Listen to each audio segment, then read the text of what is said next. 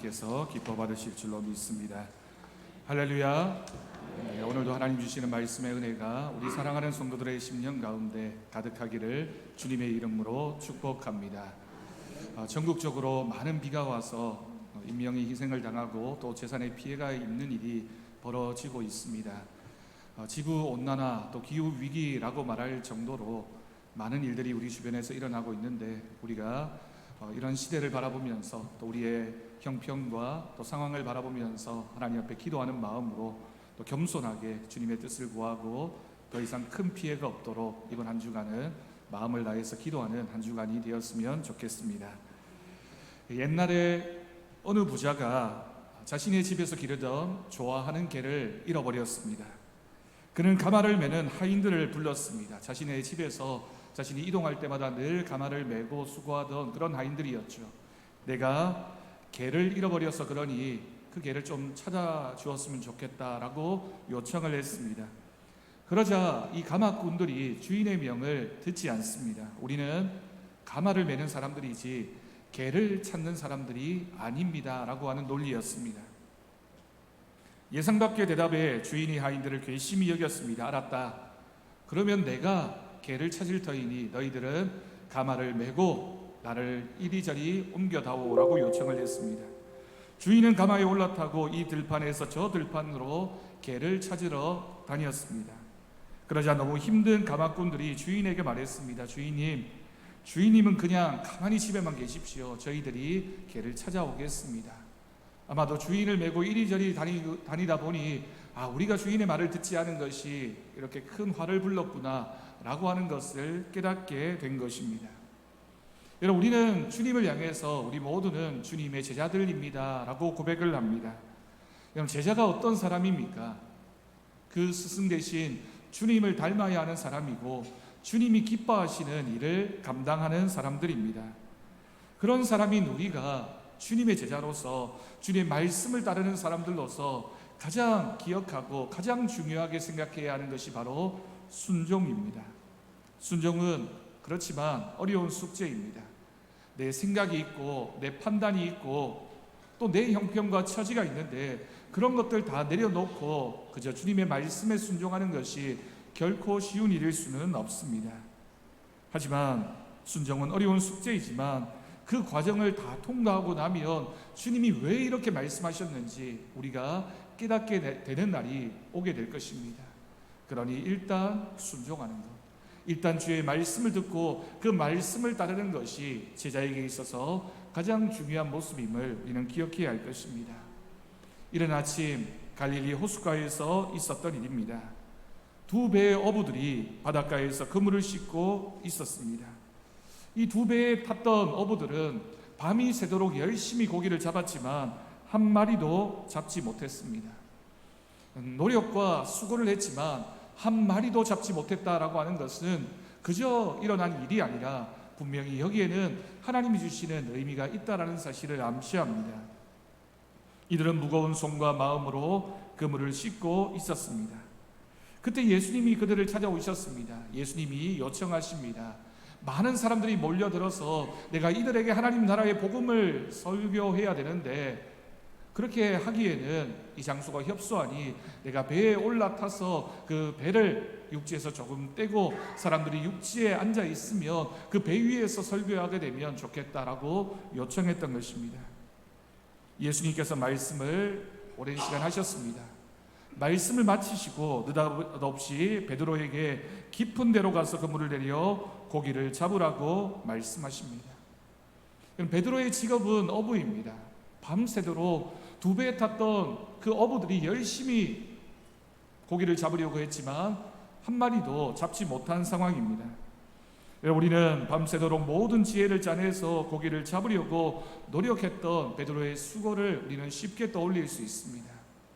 이곳에서 얼마나 오랫동안 고기를 잡았겠습니까? 어디에 고기가 있는지, 이 시간에는, 이맘때에는 어디에 고기가 몰려 있는지 경험적으로 잘 알고 있었던 전문가 베드로입니다. 밤이 새도록 고기를 한 마리로 잡지 못한 베드로에게 예수님께서는 깊은 곳으로 가서 그물을 쳐보라고 했습니다.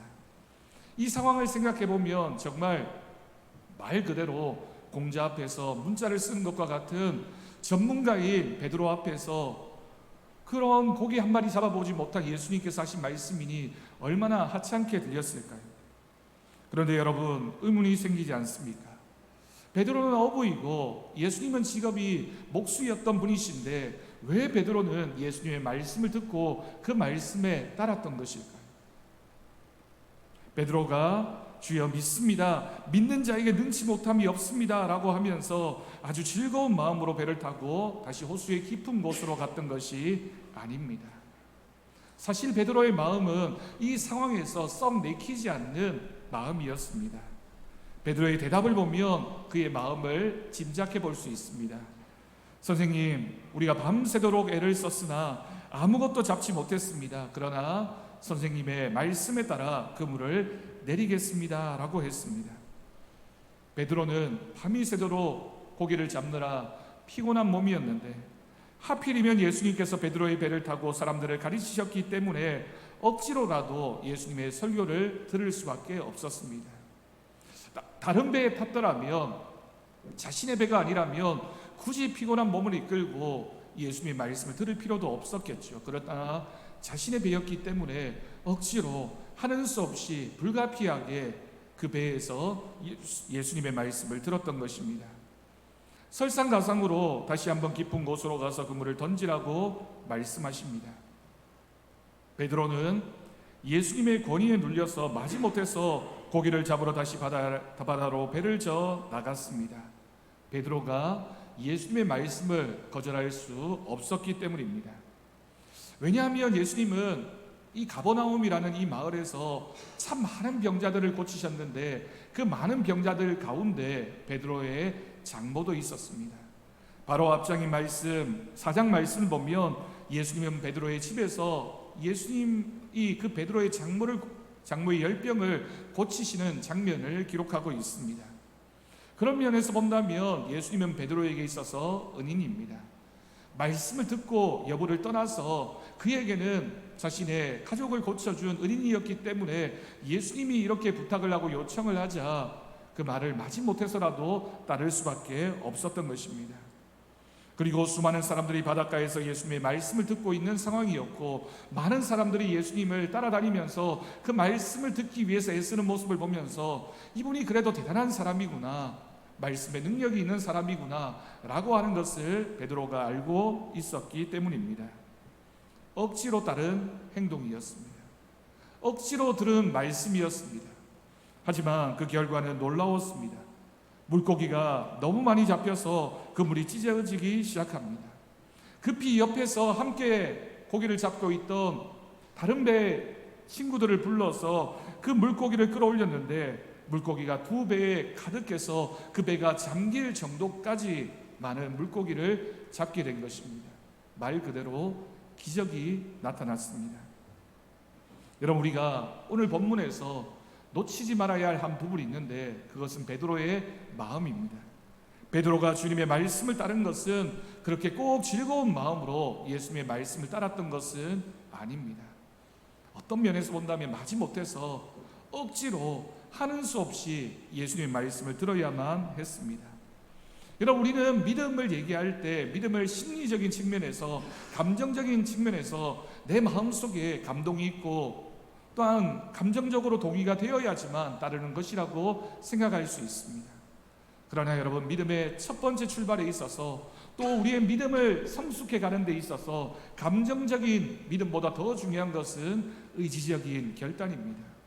내가 꼭 따라야지 마음을 먹어야 하고 결단해야지만 우리의 믿음이 성장해 갈 수 있습니다. 오늘 본문을 통해서 우리가 알아야 하는 것은 베드로가 성공에 대한 믿음으로 그물을 던졌기 때문에 고기가 많이 잡힌 것이 아니라는 것입니다. 베드로가 그물을 던지면서 많은 물고기를 잡아야지, 많은 물고기를 잡을 수 있을 거야 라고 하는 기대하는 마음이나 꼭 성공할 거야 라고 하는 그런 마음으로 그물을 내린 것이 아니었습니다.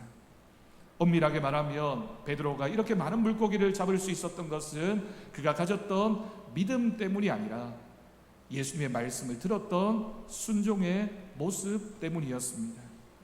예수님께서 고기가 많이 잡히도록 베드로에게 그렇게 역사하셨기 때문에 많이 잡은 것이지 베드로가 대단한 믿음을 가지고 순종했기 때문에 잡은 것이 아닙니다.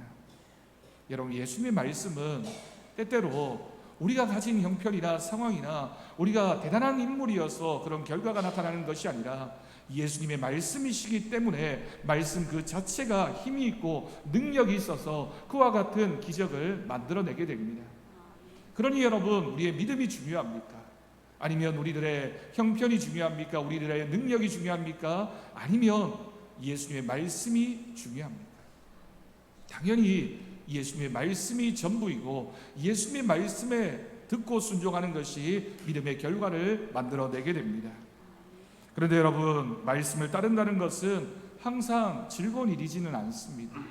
베드로에게도 마찬가지였습니다. 피곤하고 지쳐있는 베드로가 예수님의 말씀이지만 그 말씀을 따르는 일은 굉장히 힘들고 귀찮고 어려운 일이었음에 틀림이 없습니다. 자신의 생각과 반대될 수도 있습니다.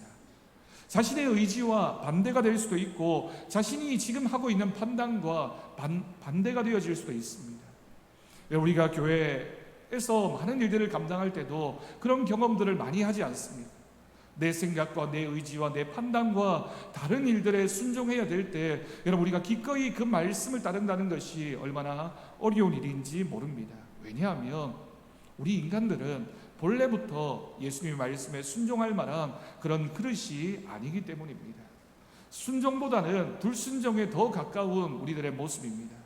순종하려고 하는 우리들의 마음보다는 불순종하고 싶은 우리의 습관이나 우리들의 고집이나 또한 우리들의 판단이 앞서는 것이 엄연한 우리들의 현실입니다.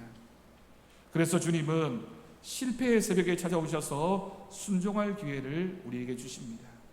여러분, 이 장면을 유심히 보십시오. 만약에 베드로가 물고기를 많이 잡은 채 그물을 그렇게 수선하고 있는 그런 상황이었다면 예수님이 찾아오셔서 깊은 데로 가자, 또 물고기를 많이 잡게 하는 기적이 베드로에게 기적으로 여겨졌겠습니다.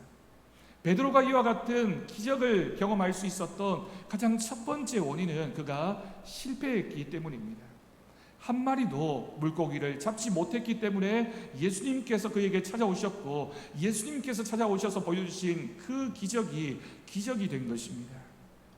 사랑하는 성도 여러분, 우리의 순종은, 우리의 믿음은 실패의 순간에 자라게 됩니다. 우리가 낙심하고 포기할 수밖에 없는 그 순간에 우리 주님이 찾아오시니 그러니 고난이 우리에게 은혜가 되어지고 우리의 실패가 하나님 말씀을 만나는 기회가 되어지는 것입니다. 우리가 오늘 본문을 통해서 놓치면 안 되는 중요한 점이 또 하나 있습니다. 베드로가 예수님의 말씀에 순종한 다음에 이렇게 큰 기적을 경험한 다음에 아멘 할렐루야 라고 하나님 앞에 감사하고 하나님 앞에 영광을 올려드리고 그랬던 것이 아닙니다. 오늘 말씀을 자세히 보면 베드로가 기뻐하기만 한 것이 아닙니다. 베드로는 지금 이 순간에 내가 물고기를 많이 잡았다라고 하는 성공에 도취해서 그런 그 마음에 빠져 있지 않았습니다. 베드로는 깜짝 놀라서 무릎을 꿇고는 그가 했던 말은 주님, 저는 죄인입니다. 저를 떠나십시오 라고 하는 고백으로 주님 앞에 섰습니다. 여러분, 이 장면이 조금 이상하지 않습니까? 주님께서는 베드로에게 물고기를 이렇게 많이 잡는 큰 기적과 기쁨을 선물해 주셨는데 그러면 감사하고 기뻐하는 것이 마땅한데 베드로는 이와 같은 기적을 경험하면서 주님, 저는 죄인입니다. 주님, 저를 떠나십시오 라고 고백하고 있습니다. 베드로는 만선의 기쁨에 도취되기보다는 도리어 자신의 마음속에 있는 죄악을 깨닫게 된 것입니다. 기적을 통해서 이와 같은 일들을 경험하면서 와, 놀랍다, 예수님이 대단하시구나, 나에게 이렇게 큰 일이 일어났구나 라고 하는 그런 마음으로 자신을 보았던 것이 아니라 이와 같은 큰 일을 일으키신 주님 앞에서 내가 얼마나 큰 죄인인지, 내가 주님의 이런 큰 기적을 경험할 만한 그런 존재가 아닌데 라는 자신에 대한 돌아봄으로 주님 앞에 섰던 것입니다. 여러분, 하나님 앞에서 우리는 누구나 어리석고 부족한 죄인임을 고백하지 않을 수 없습니다. 우리가 기적을 경험했을 때, 하나님께서 우리에게 일으키신 놀랍고 큰 능력을 경험했을 때 우리가 경험하게 되는 가장 중요한 은혜는 주님이 왜 나에게, 나 같은 사람에게 이와 같은 은혜를 주셨을까? 내가 이런 은혜를 받을 만한 사람인가? 나는 죄인이지 않은가? 주님 앞에서 내가 얼마나 큰 죄인인가를 우리는 먼저 고백해야 할 것입니다. 여러분 기억하십시오. 우리의 실패의 밤에 주님은 찾아오십니다. 많은 사람들이 위기를 경험하면서 주님을 만나게 됩니다. 많은 사람들이 삶의 문제 때문에 삶의 문제가 있는 상황에서 주님이 찾아오심을 경험하게 됩니다. 반대로 말하면 우리가 위기를 경험하지 않았다면, 우리의 삶에 큰 문제가 없었다면 주님이 찾아오셔도 우리가 그 주님을 만나지 못했을 것입니다. 그러나 위기의 상황에서, 어려움의 상황에서, 갈급한 상황이기 때문에 주님이 찾아오셨을 때 우리의 마음의 문이 활짝 열리게 되고 주님을 만나는 은혜를 누리게 되는 것입니다. 요한복음 4장에는 사마리아 수가성 우물가에서 예수님을 만났던 한 여인의 이야기를 기록하고 있습니다. 아무도 물을 기르러 오지 않는 그 뙤약볕 정오에 물을 기르러 오지 않는 시간에 사람의 시선을 피해서 물 기르러 온 한 여인입니다. 원인이야 알 수 없지만 정말 피곤한 인생이고 정말 불쌍한 인생이고 고생스러운 인생임에 틀림이 없습니다. 그런데 이 여인이 예수님을 주님으로 고백하게 됩니다. 여러분 그 결정적인 계기가 무엇입니까? 그 우물가에서 물을 길렀다, 예수님을 만났다, 여러분 그런 내용보다 더 핵심적인 내용은 예수님께서 이 여인의 가장 큰 문제, 가장 큰 아픔, 가장 고통스러운 그 부분을 지적하셨기 때문입니다. 보통 사람들은 상대방의 결정적인 약점이나 상처점을 건드리는 것을 조심하고 또 그렇게 해서는 안 됩니다. 그런데 예수님은 이 여인이 지금 가장 힘들어하고 있던 부분, 고통스러워하고 있던 부분, 가장 큰 문제인 그 부분을 건드리셨습니다. 예수님께서 너의 남편을 데려오라고 말씀하실 때 이 여인은 저는 남편이 없습니다 라고 대답합니다. 예수님은 이 여인에게 네가 남편이 5 있었으나 지금 남자도 너의 남편이 아니다, 원인이야 어쨌든 정말 피곤한 인생임이 틀림이 없는 이 여인에게 가장 아픈 부분을 지적하셨던 것입니다. 그런데 여러분 이 여인의 삶에서 이 고통은 핵심이자 한 부분이 아니라 삶의 전부였습니다. 이 여인이 나중에 동네 사람들에게 전도하면서 한 말을 여러분 생각해 보십시오. 요한복음 4장 39절 말씀을 보면 이 여인이 예수님을 만난 다음에 자신의 동네로 가서 사람들 만나지 않으려고 정오에 물을 기르러 왔던 이 여인이 이 사람들에게 전도하기 위해서 했던 말을 여러분 보십시오. 여자의 말이 내가 행한 모든 것을 그가 내게 말하였다.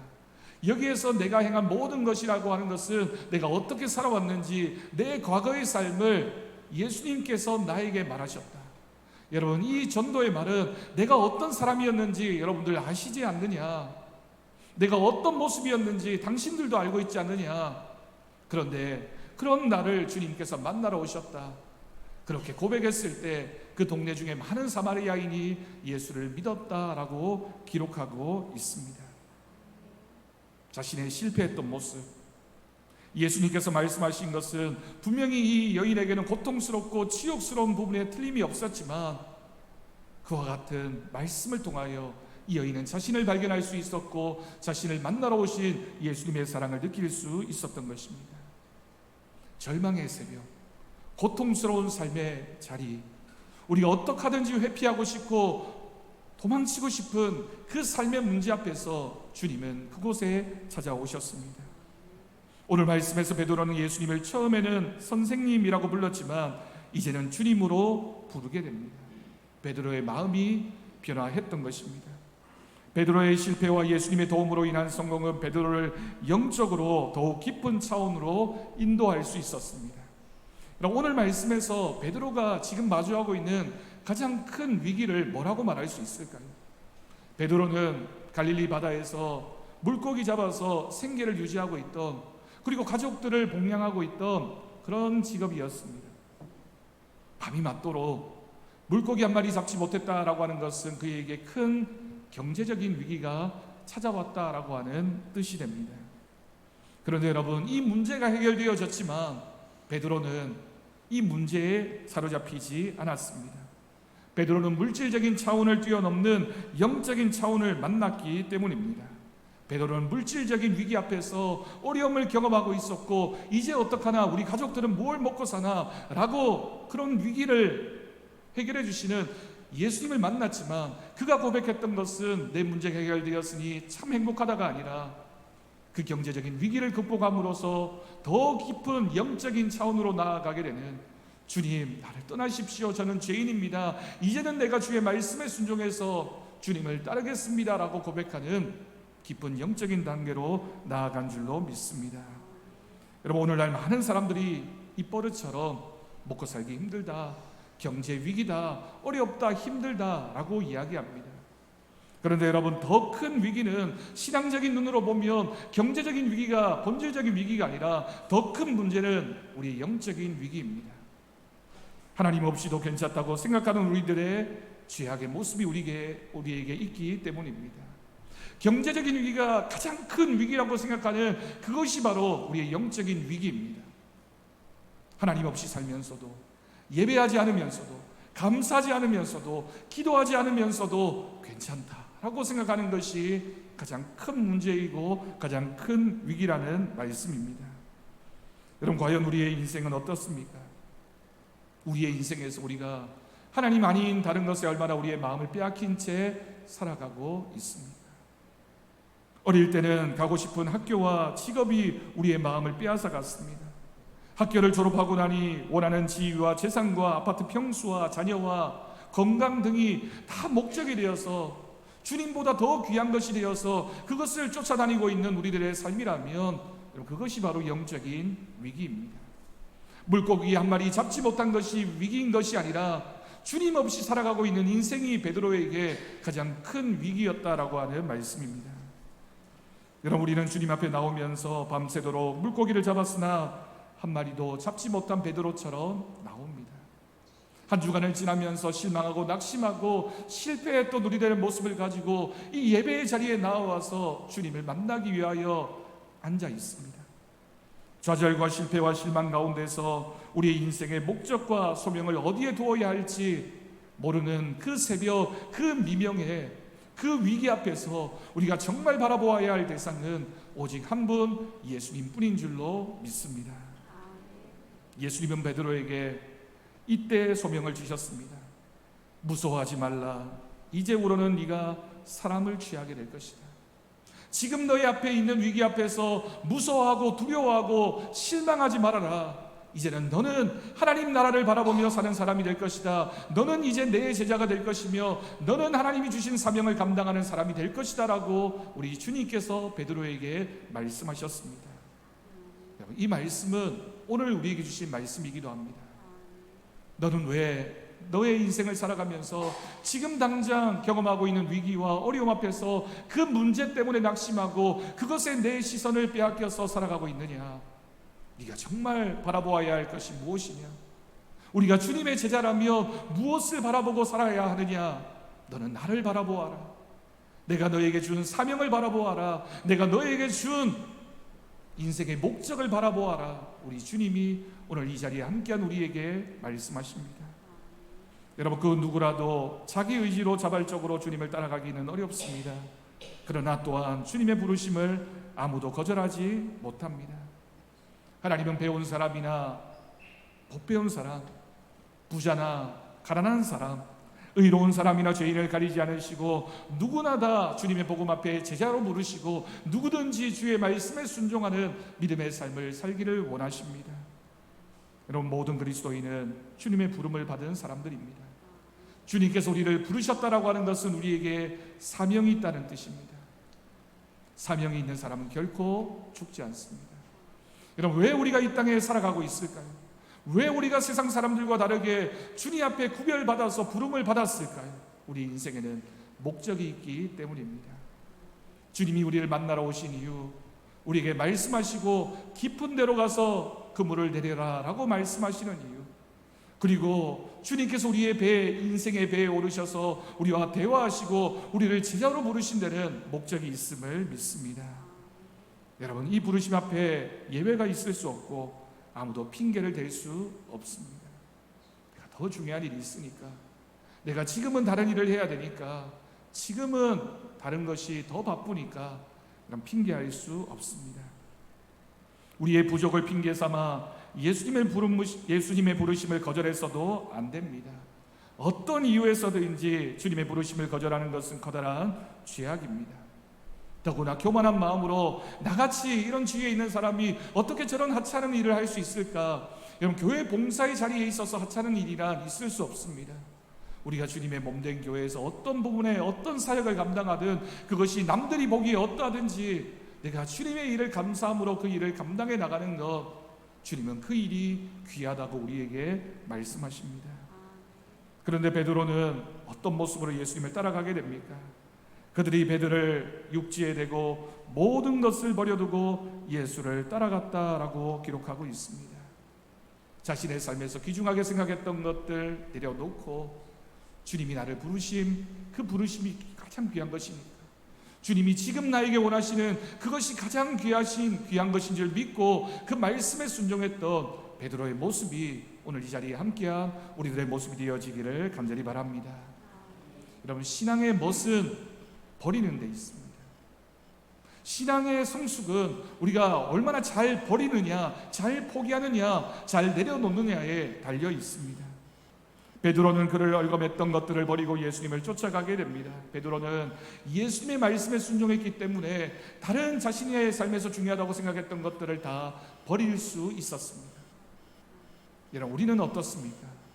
이 자리에 앉아있는 우리는 주님을 위하여, 주님의 몸된 교회를 위하여, 또한 우리가 받은 사명을 위하여 무엇을 버리며 살아가는 사람들입니까?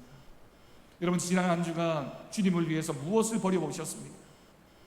우리의 삶에서 우리가 소중하다고 생각하는 것, 우리가 귀하다고 생각하는 것, 여러분 주님을 위하여 내려놓아 보셨습니까? 신앙의 모습 버리는 데 있다라는 것을 꼭 기억하십시오.